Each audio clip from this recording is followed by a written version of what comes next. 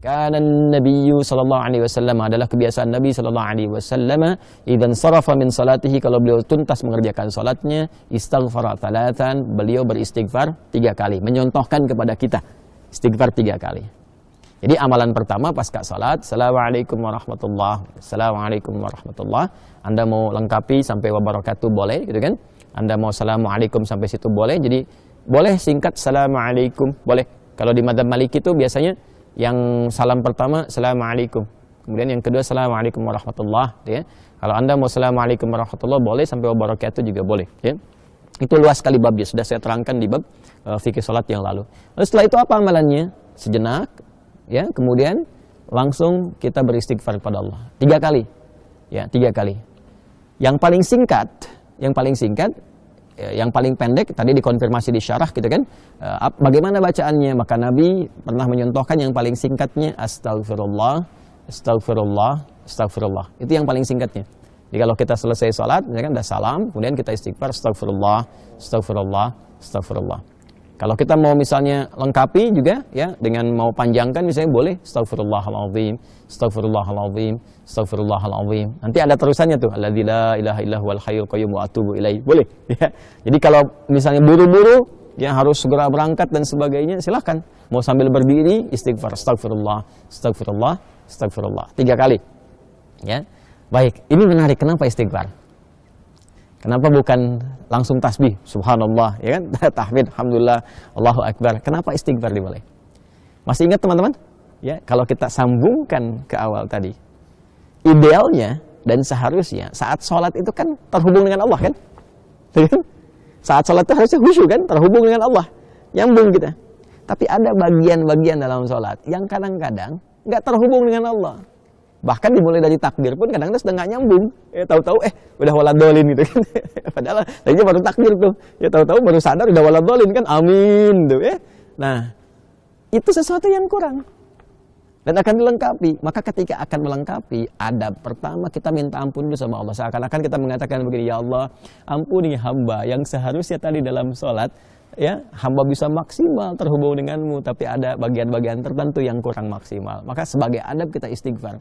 Astagfirullah, ya Allah saya minta ampun, ya Allah saya minta ampun. Ini kaitan dengan sholatnya. Ya, ini kaitan dengan sholatnya. Ini bagian yang pertama. Baik. Yang kedua, ada kaitan juga nanti dengan pembuka ke doa. Pembuka ke doa. Karena doa ini doa yang terbaik itu salah satunya, ya. Salah satunya adalah doa yang dimulai dengan istighfar. Doa yang dimulai dengan istighfar. Karena doa itu spiritnya begini. Doa itu kan permohonan yang paling suci, bersih. Nah, akan sampainya kepada Allah yang Maha Suci. Sedangkan sifat Allah dalam menerima doa disebutkan oleh Nabi, innallaha thayyibun la yaqbalu illa thayyiba. Allah itu Maha baik, Maha Suci, tidak menerima kecuali yang baik-baik saja. Ya, maka permohonan yang baik itu akan sampai kepada Allah yang Maha baik jika hatinya baik dan jika dirinya baik. Makanya ada orang-orang yang ketika bermohon kepada Allah, dicontohkan oleh Nabi, dulu ada orang-orang, Nabi, saya katakan langsung hadis Nabi saja, ya. Qala Rasulullah sallallahu alaihi wasallam bima ma'na atau kama qala Rasulullah sallallahu alaihi wasallam, thumma dzakara ar-rajula asy'atha aghdara yutilu as-safara, ya kan? Yamuddu yadayhi ila as-sama'i fayaqulu ya Rabb, faqala Rasulullah sallallahu alaihi wasallam anna yustajabu lidzalika famat'amuhu haramun wa mashrabu haramun wa ghudhiya biharamun fa anna yustajabu lidzalik. Nabi mengisahkan seorang lelaki yang menempuh perjalanan panjang yang diniatkan untuk menaati Allah, itu berpotensi mengabulkan doa. Makanya kalau sedang safar banyak berdoa. Safar ke yang baik-baik, ya, bukan safar ke tempat-tempat gak jelas, itu kan. Kemudian setelah itu sampai di situ dia mengangkat tangannya. Orang yang mengangkat tangan untuk berdoa, kata Nabi, innallaha hayyun karibun. Sungguh Allah itu sangat maha mulia dan sangat maha memahami, ya, keadaan hambanya. Ya, maka ketika hambanya mengangkat tangannya, sulit, ya, untuk tidak terkabul doanya. Cepat bagi Allah mengabulkan doa. Demikian terjemah bebasnya kurang lebih seperti itu. Kemudian dia berkata, ya Rabb, memohon dengan al-asma'ul husna. Al-asma'ul husna.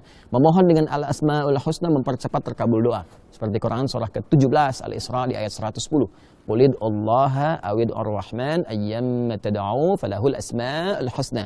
Sebut nama Allah, sebut nama Ar-Rahman. Kalau mau spesifik, pilih salah satu nama di Al-Asmaul Husna sesuai dengan kebutuhan kita. Jadi dia melakukan 3 hal yang seharusnya mempercepat doanya 3 kali lebih cepat dari keadaan biasa. Tapi komen Nabi apa? Kata Nabi, anna yustajabu lidzalik. Bagaimana doanya bisa dijawab? Susah dijawabnya nih. Kenapa? Mat'amu haram, sumber makanannya haram. Kan masyrabu haram, sumber minumannya haram. Ya, kemudian juga maaf, malbasu haram, pakaiannya haram, wa ghudhiya biharamin, dan perangkat hidupnya haram. Anna yustajabu lidzalik. Jadi yang haram-haram yang bisa bersumber dari maksiat, dari kesalahan itu menutup kadang-kadang jadi hijab. Ya, semakin tinggi, semakin kuat pekerjaan haramnya, semakin tebal penutupnya. Ya, semakin tebal penutupnya. Tapi kalau haram-haram dosa-dosanya misalnya kecil-kecil, tipis tuh sekatnya. Ya, kalau tipis kan cahaya masih bisa tembus kan. Tapi kalau tebal kan mantul. Itu ilustrasinya begitu. Ya, sedangkan Allah kan pemberi cahaya, nurun ala nur. Ya, ini cahayanya nggak bisa nyampe tuh kalau Allah berikan, nggak bisa tembus ke kitanya karena hatinya bermaksiat. Maka untuk membuka itu dengan istighfar. Astagfirullah, astagfirullah, astagfirullah. Makanya kalau orang rajin istighfar tuh, dulu saya pernah ceritakan kan, dan viral juga kisah ini ya di berbagai kesempatan. Orang rajin istighfar itu kadang-kadang belum minta Allah sudah kabulkan.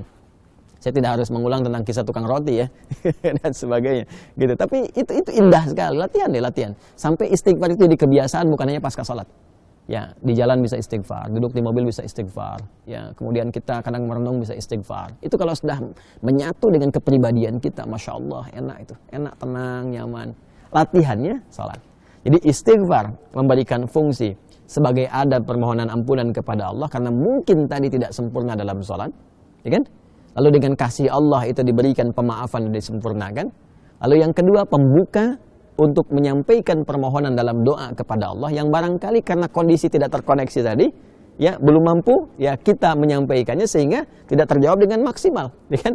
Ya, karena itulah setelah sholat kita beristighfar, pembuka itu dicerahkan dulu hatinya, ditenangkan, lalu memohon. Makanya orang kalau udah istighfar, mintanya itu, apalagi kalau air matanya mengalir, doanya lebih khusyuk dipanjatkan dibandingkan dengan langsung berdoa begitu saja. Gak percaya silahkan Anda cek tuh. Ya, ingat dosanya apa, ininya apa, ngalir air mata, minta itu seketika itu cepat sentuhannya ke jiwa. Nah, karena itu nanti bab doanya terletaknya itu setelah itu. Setelah istighfar itu nanti ada doa pembuka dulu, ya. Nah, karena itulah setelah Anda berdoa, ya kan? Setelah Anda istighfar, ya kita istighfar, astagfirullah, astagfirullah. Kalau mau dilengkapi silakan, astagfirullahaladzim, astagfirullahaladzim, astagfirullahaladzim. Kalau astagfirullah itu yang paling pendek ya. Memahaminya jangan begini. Nabi kan katakannya astagfirullah, jadi harus begitu, tidak. Hadis yang lain banyak juga, satukan ke situ, ini baru satu hadis. Ya, dan astagfirullah kalimatnya itu syarah hadisnya. Syarah hadis ketika dikonfirmasi, hadis pokoknya mengatakan istighfar dan beristighfar 3 kali. Nggak disebutkan bagaimana caranya. Kalau kita ngaji hadis kita temukan ada 3 nih, versi yang pendek, versi menengah, versi yang panjang. Ya, memahaminya bagaimana? Kalau sedang buru-buru ya, kalau mau singkat astagfirullah, astagfirullah, astagfirullah. Kalau sedang agak santai astagfirullahaladzim, astagfirullahaladzim. Kalau mau lebih panjang lagi, lebih santai lagi astagfirullahaladzim. Alladzi la ilaha illahu wal hayyul qayyum wa natubu ilaih, gitu kan? Astagfirullahaladzim alladzi la ilaha illahu wal hayyul qayyum wa atubu ilaih. Atubu untuk pribadi, natubu untuk banyakan. Ya kan? Jelas ya? Jadi itu yang bisa kita katakan. Tapi 3 kali ini maksudnya sampai merasakan ke jiwa, bukan cuma di lisan. Ya, lihat zikir itu sampai ingat, bukan sampai keluar. Jadi sampai ingat ya, sampai betul kalimat yang kita ucapkan mengingatkan kita dengan atau menyambungkan kita dengan Allah Subhanahu wa taala. Astagfirullah, astagfirullah, astagfirullah. Rasakan di hati kita sampai tembus ke jiwa.